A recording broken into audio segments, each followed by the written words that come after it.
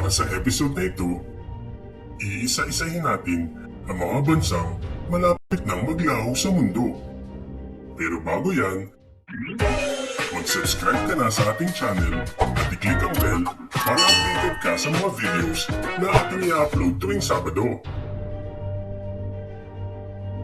Kapag tumaas ang temperatura ng mundo, ang mga malalaking tipak ng yelo na galing sa malalamig na lugar ay unti-unting natutunaw.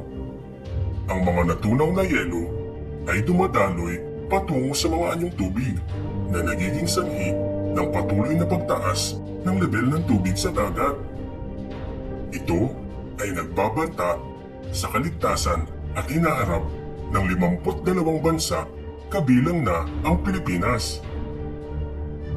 Ang pagtaas ng level ng tubig ang sumisira sa tirahan ng mga tao, hayop, at halaman sa buong mundo.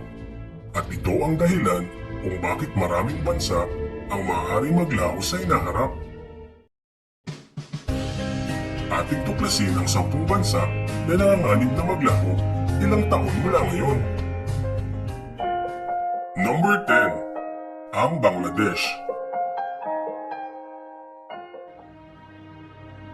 Ang Bangladesh ay matatagpuan sa timog na bahagi ng Asya.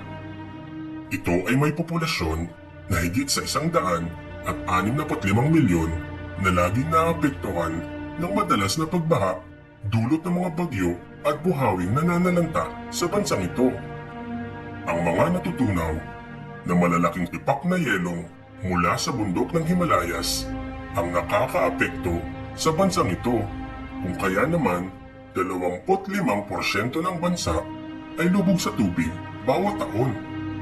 Tinatayang nasa 20 milyong tao ang palilikasin sa mga susunod na taon kung magpapatuloy ang pag-init ng mundo. Number 9. Ang Comoros. Ang Comoros ay matatagpuan sa gitna ng Madagascar at Mozambique sa silangang bahagi ng Afrika. Ito ay may kabuuang populasyon na 778,000 at binubuo ng 3 malalaking isla.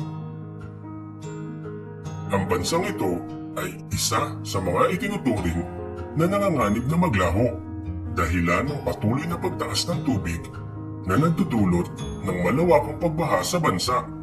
Ilan sa mga epekto nito ay ang pagbaba ng produksyon ng agrikultura at pagkasira ng mga coral reef.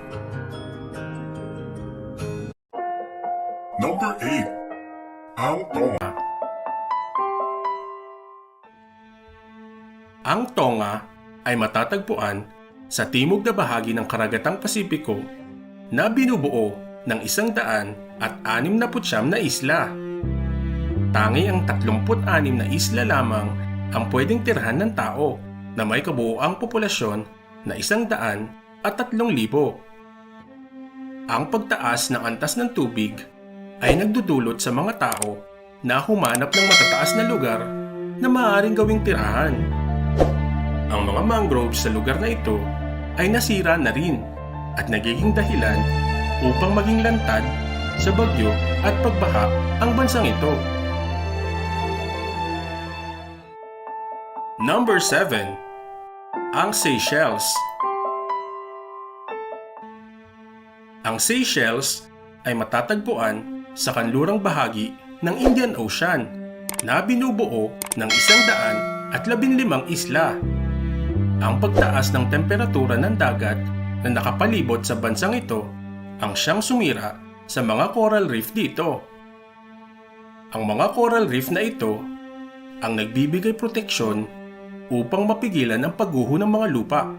Tinatayang ang bansang ito ay tuluyang maglalaho kung tataas pa ang antas ng tubig ng 6 na talampakan, kasama na ang 72,000 naninirahan dito. Number 6. Ang Palau. Ang Palau ay matatagpuan sa timog silangang bahagi ng Pilipinas at binubuo ng 300 isla. Ito ay may populasyon na 21,000 na naninirahan sa isa sa 8 malalaking islang naririto. Ang madalas na pagguho ng lupa ay nakaaapekto sa mga produktong pang-agrikultura na siyang pinagkukunan ng pagkain ng mga taong naririto. Ang pagkasira din ng mga coral reef ang nagiging dahilan ng pagbaba ng bilang ng mga isdang nahuhuli dito. Number 5. Ang Nauru. Ang Nauru ay matatagpuan sa gitnang bahagi ng Karagatang Pasipiko na may kabuuang populasyon na 10,000. Dahil sa pagmimina sa bansa, ang malaking bahagi ng bansang ito ay hindi na maaaring tirahan ng tao. Ang mga tao ay wala ng pagpipilian kundi ang mamuhay sa tabi ng dagat na unti-unti na rin nawawala kasabay ng pagtaas ng antas ng tubig. Number 4. Ang Kiribati. Ang Kiribati ay matatagpuan sa gitna ng Hawaii at Australia sa Karagatang Pasipiko. Ang 33 isla nito ay maaaring maglaho sa mga susunod na taon na dulot ng pagtaas ng antas ng tubig. Tinatayang 1 pulgada ang itinataas ng tubig kada 10 taon. Kung kaya naman, ang mga naninirahan dito ay lumilikas na sa matataas na lugar. Matapos lamunan ng tubig ang mga tirahan nila sa tabing dagat. Number 3. Ang Federal States of Micronesia. Ang Micronesia ay matatagpuan sa silangang bahagi ng Pilipinas na binubuo ng 607 isla. Ang pagtaas ng antas ng tubig ay nagdulot na ng masamang epekto sa mga isla. Ang mga tirahang nasa tabi ng dagat ay unti-unti nang naglalaho dulot ng malalakas na hampas ng alon at pagtaas ng tubig. Tinatayang 16 hanggang 62 pulgada ang itinataas ng tubig sa bansang ito tuwing isang siglo. Number 2. Ang Tuvalu. Ang Tuvalu ay matatagpuan sa Karagatang Pasipiko na pinagigitnaan ng Hawaii at Australia. Ito ay may kabuuang populasyon na 10,000 at ang mga ito ay kasalukuyan ng lumilikas sa matataas na lugar upang manirahan. Labis ang pinsalang dulot ng pag-init ng mundo sa bansang ito na naging dahilan upang ang mga masa ng lupa ay unti-unti nang maglaho at ang mga natitirang lupain ay hindi na mataniman.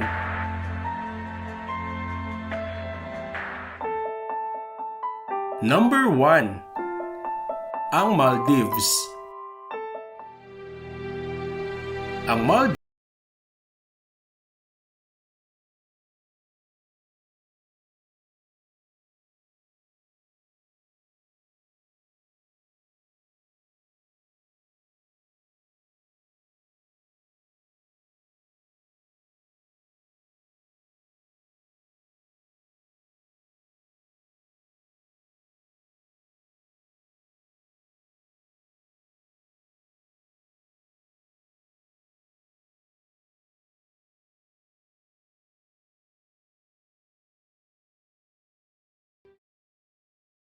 ang global warming ay natural na proseso.